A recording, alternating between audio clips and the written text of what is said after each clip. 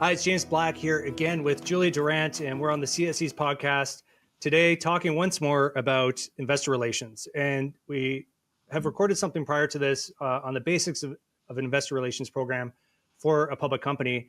And today, Julie's joining us because she wants to talk to me in more depth about online IR and social media IR, a space that we get a lot of questions about. So thank you, Julie, for joining us today to dive into this topic. This is awesome.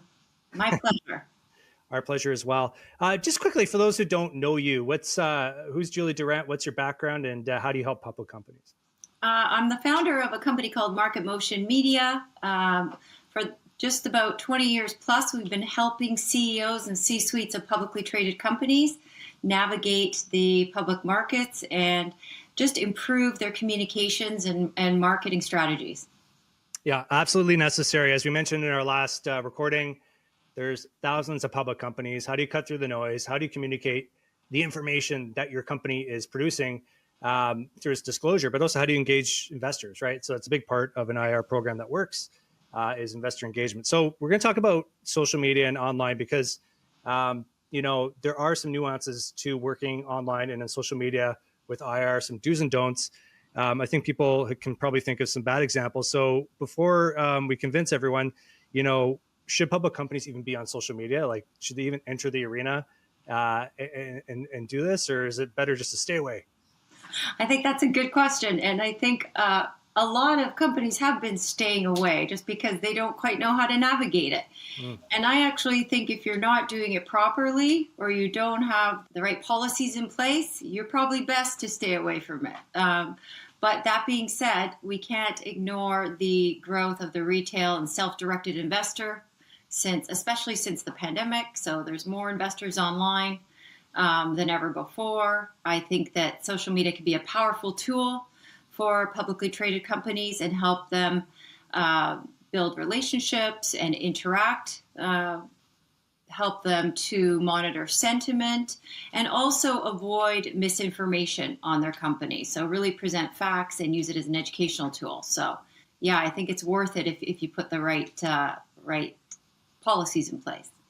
So maybe let's try to put this into quantitative terms. What type of numbers would you communicate to a client saying, well, you should be on social media? So I know, there's an endless number of eyeballs online, but how do you make it tangible that there's actually value in stepping into the arena and producing social IR content and making it worth a budget spend? Yeah, I think that companies, other groups and organizations like the World Economic Forum have done studies and surveys. And the last survey I saw read that 50% of retail investors are using self-directed trading accounts in the world. And also they account for 52% of global assets under management. So that's a big chunk. And that's expected to grow by 61% by 2030. So meeting the retail investor where they are, which is online, is important. Absolutely. And I couldn't agree with you more. I know through all the meetings that I have within industry, you're right. Most people are, generating their own advice, so to speak, and going online and interacting with these companies. So yeah, and I think we see the financial institutions too are taking the lead in this by ensuring that I know we'll talk about AI probably in another time or whatever, but just by using technology to provide more tools and research analysis for the self-directed investor. So, right. And you mentioned audience. I mean, let's talk about some of the unique attributes of social media IR. What is it about this channel that a company can do that they wouldn't be able to do traditionally? Whether it's at a lunch and learn or a trade show or a conference. What is the aspect? You've identified the audience and the growth, but what is it about the medium? Assuming it's Instagram or LinkedIn, what is it about these mediums that are unique in the mix, the marketing mix for these IR plans? Yeah, well, first of all, it's about accessibility. We're all on these things, and the younger generation is too, and they're more active in the capital markets than, say, their boomer parents. So accessibility, beyond boundaries, beyond country, like global reach. So Yeah, that's really the main thing. The other thing that I noticed that it can do for a publicly traded company is really have them focus on honing their message. So a press release sometimes can lose the message that the CEO wants to convey if it's not written properly. And I help companies do that too. So social media, you're often limited to a certain amount of characters or a certain, so you can really hone that message down and really get across, really clean it up and really convey what you want the investor and drive traffic to that news release that's already been responsibly posted and shared with the public. Yeah, absolutely. And I mean, there's so many different ways to do it. You can do still image, you can do a clip, a reel, Yeah. you know, something like X where you're, again, character limits, or at least you don't want to be posting long posts on that. You'll get kind of scrolled over, in my opinion. But yeah, there's a lot of different avenues to go through. So again, let's just hone in on that. What's the best type of content then? So again, you've got this information, you got the mandatory disclosures that all public companies have to do. Then you have sort of the additive stuff around that. What's the best type of content that should go into the social media mix for an IR program? Well, personally, I'm a big fan of video. So short videos, shorts on YouTube. I mean, I think the stat was 34% of investors get their financial information from YouTube. So I'm a big fan of video when it's done properly. And, we can talk about some of the pitfalls or what have you. But the younger generation, doesn't have the attention to go through a long, drawn out presentation. So if we can use that short form content to perhaps pique interest to go and watch a longer video, then great. So that's what I like. And I also like a little bit of an educational spin, as you know. So really not only informing, but leaving them a little bit more educated than they were before they watched it. Yeah, no, absolutely. So you take that longer form content or the bigger presentations, distill it down to the real highlights, and then put it on a channel where you're able to convey that a lot quicker and smoother than you would, at a conference or whatnot. But let's talk about that. So there are fundamental aspects of an IR program that do require longer form communication. So what doesn't the social media part of this program replace that is fundamental to a good IR program? And maybe we can talk about some of the things we mentioned on our last show.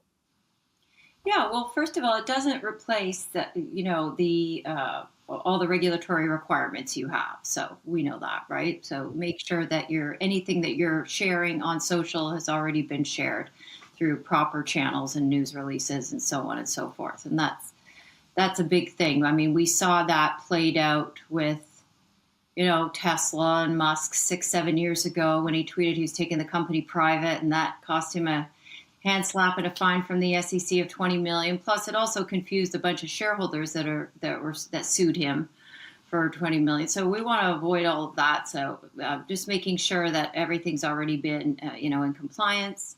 The other thing that a responsible social media program doesn't replace is we're talking about short videos, is I do like a corporate presentation, a corporate video, doing a little bit of a deeper dive. So I think that's important to have. I still see the value in that. I see the value of face-to-face connection and still, attending conferences and I really like helping my CEOs get into speaking engagements they might not otherwise consider.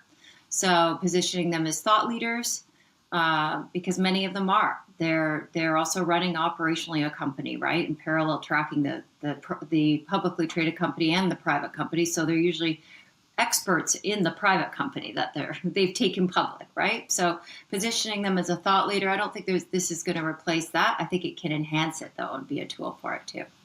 Right. And so a lot of positives, a lot of opportunities, but obviously kind of back to the beginning of our conversation, there's potential pitfalls, right? So it's not the most regulated space to be communicating in.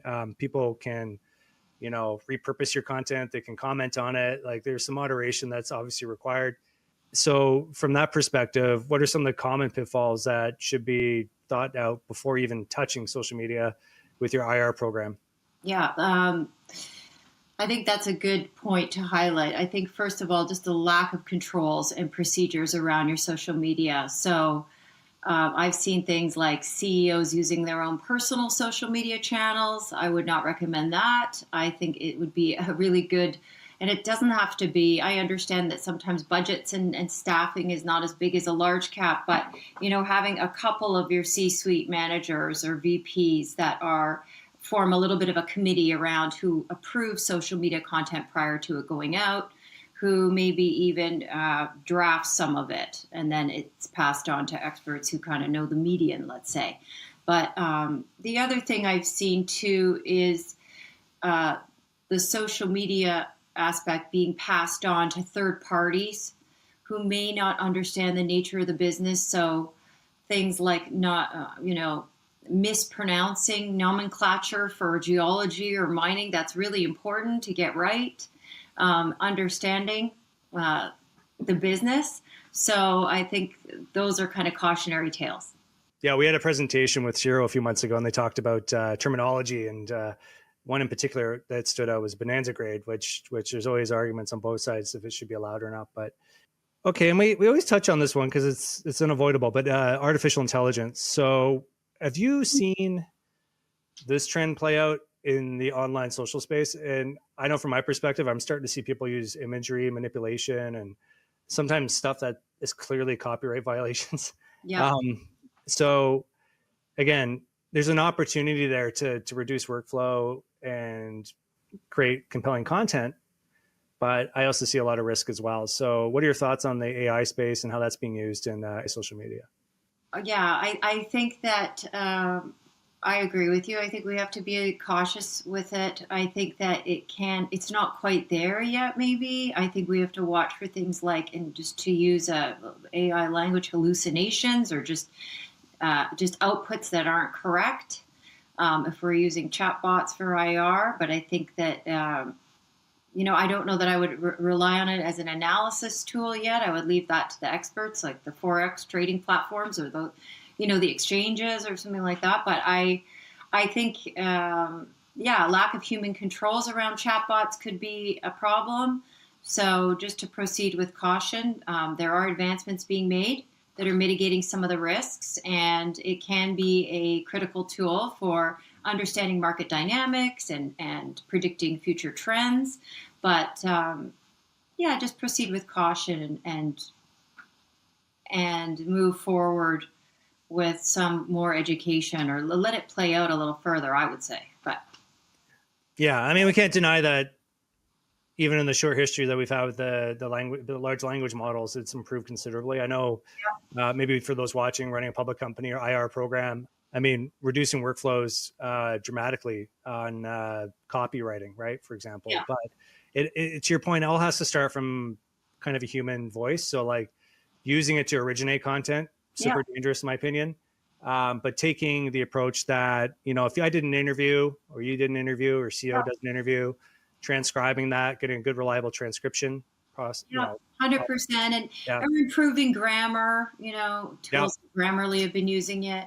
I always am kind of an advocate for the investor. So it's about the information that's being churned out. And I did a little experiment with an associate of mine in Toronto where I used ChatGPT-5, the professional version, and we both went in and we asked a question about C-suite salary and bonuses and how it compared to other companies that size and so on and so forth. And we both got two different answers.